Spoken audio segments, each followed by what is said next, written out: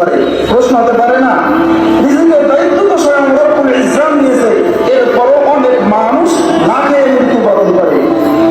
এর অনেক উত্তর দিয়েছেন উলামা ইকরাম, কিন্তু একবারে গ্রহণযোগ্য একটি উত্তর দিয়েছেন যে রব্বুল ইজ্জাতের রিজিক ওই সময় পর্যন্ত মখলুক ভোগ করতে পারে যে সময় পর্যন্ত তার হায়াত বাকি থাকে।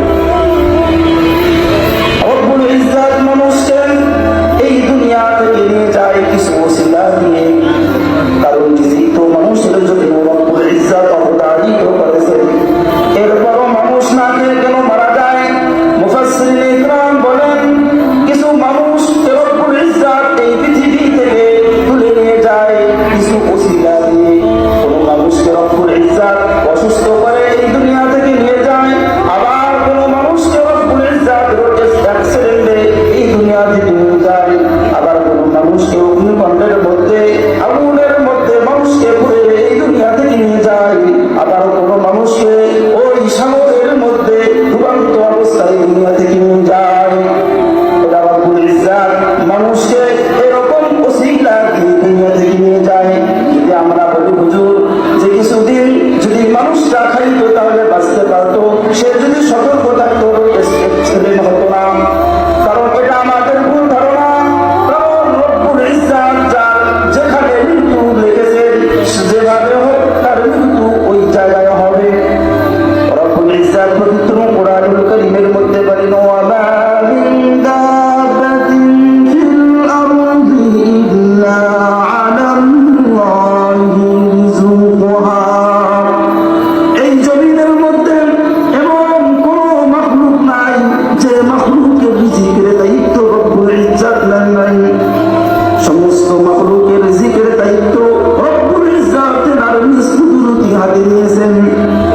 রব্বুল ইজ্জাত বলেন, চাই সে প্রকাশ্যে থাক আবার অপ্রকাশ্যে থাক, যে মাখলুক অর্থাৎ প্রকাশ্যে এই পৃথিবীর মধ্যে সবচাইতে আশরাফুল মাখলুকাত গুলো প্রকাশ্য আছে, এদের রিজিকের ব্যবস্থাও রব্বুল ইজ্জাত করেছেন।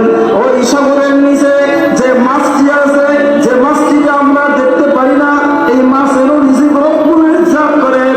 ওই জমিনের নিচে যে একটা ছোট পিঁপড়িকা থাকে, এর রিজিকের দায়িত্ব রব্বুল ইজ্জাত নিয়েছেন।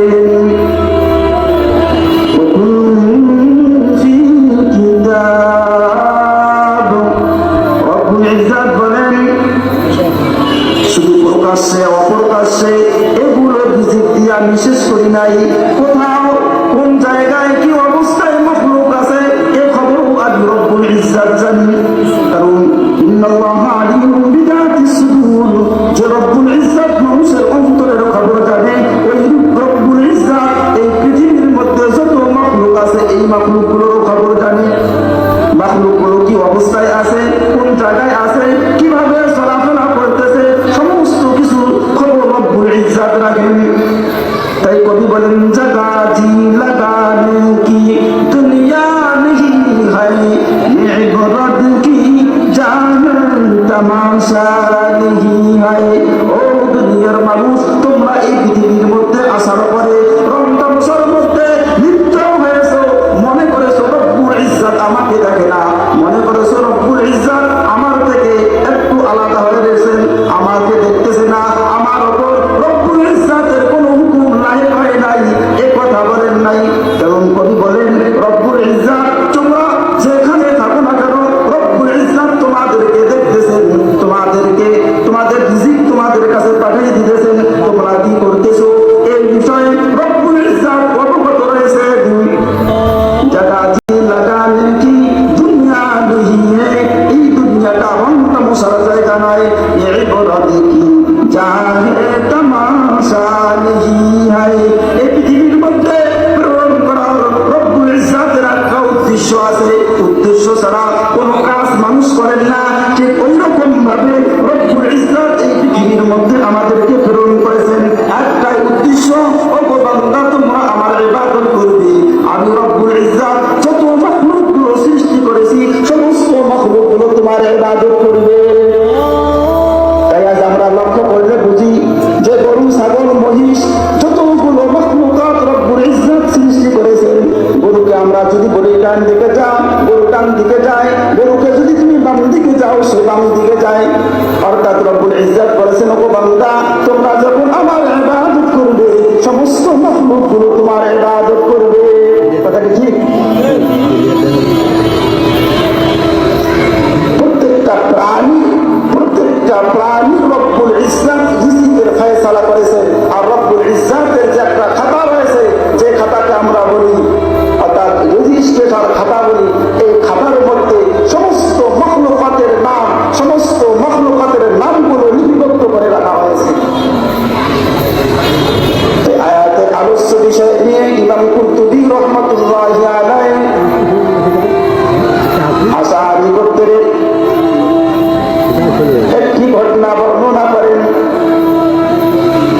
যে একবার ইমাম একবার মালিক রাদিয়াল্লাহু তাআলা আনহু আশআরী গোত্র থেকে মদিনার ইয়ামান থেকে মদিনার মধ্যে এক মুসলমানের বাহিনীকে নিয়ে আসতেছেন।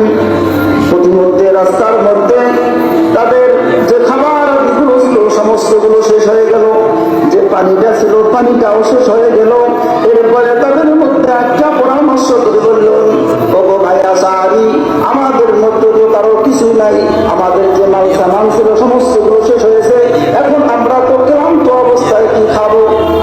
তাদের মধ্যে একটা পরামর্শ করি, রাসূল কারীমের নিকট প্রেরণ করা হলো, যাতে করে পয়গম্বর মুহাম্মদুর রাসূলুল্লাহ তাদের নিকট কিছু খাদ্য প্রেরণ করেন। তাদের মধ্যে একজনকে প্রেরণ করা হলো, যাও মুহাম্মদুর রাসূলুল্লাহ সাল্লাল্লাহু আলাইহি ওয়াসাল্লামকে বলো আমাদের জন্য কিছু খাবারের ব্যবস্থা করে। ইমাম আশআরী রাদিয়াল্লাহু তাআলা আনহুর পক্ষ থেকে একজন নির্ধারিত সাহাবীকে রাসূল কারীমের দরজায় পাঠানো হলো। সে রাসূল কারীমের ঘরের কাছে আসলেন।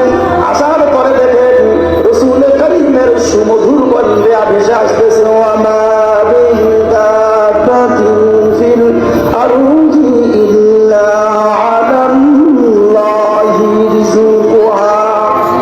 কারণ আরবের মধ্যে তারা হলো আরবি ভাষী, কোরআনের আয়াত পড়া মাত্রই তারা তাদের অর্থগুলো বুঝে যায়।